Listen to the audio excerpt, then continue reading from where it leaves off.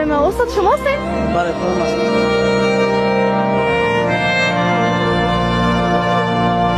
اینجا میریم سراغ کسی که امروز کتاب میفروشن. سلام برادر، خوب هستین؟ صحتمند؟ و علیکم سلام، تشکر. سلامت به شما، خوب هستین؟ سلامت، تشکر. میشه کوتاه خود معرفی کنین؟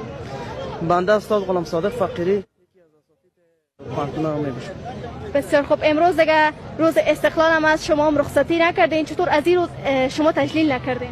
خب بنابر مشکلاتی که دارم، مشکلات اقتصادی که دارم، مشکل نیست روز رخصتی و روز عادی.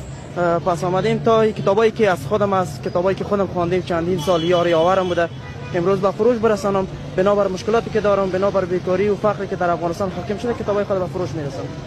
خدای من. دوستای عزیز، یک حرفی که واقعا شما بسیار جگرخون شدم، یعنی گفتین شما کتابا از خودتان است، کتابایی که شما همیشه وقت میخواندین، یاری آور شما بوده، شما امروز کتابا رو به فروش میرسانین؟ دقیقاً، چون بنابر ضرورت دیگه کار را بلد نیستم. ما تمام عمر خود ضایع و صرف تعلیم کردیم و در ضمن به خاطر تربیت اطفال این کشور زحمات زیاد کشیدیم.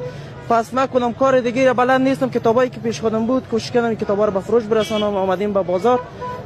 متاسفانه که بسیاری از جوانان را میبینم علاقه زیاد نداره، وابستگیشان به صفحات اجتماعی و اینترنتی مسائل زیاد است. بنابر ضرورت هایی که من خودم دارم کتابای خود آوردیم، اما علاقمندی زیاد وجود نداره. متاسفانه ما جوانان را میبینیم کتاب مطالعه زیاد ندارن. با معذرت، گرچه که گستاخی هم میشه، معذرت هم میخوام، صدای خودتان بر ما آشناست. اگر زحمت نمیشه اولتر کتابای کنم بگذارین اینجا که شما خسته هم نشوین، ما شما صحبت میکنیم.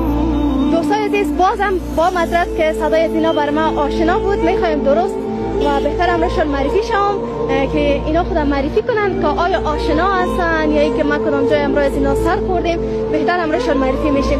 اگر زحمت نمیشه. خدای من. استاد شما هستین؟ بله خودم هستم.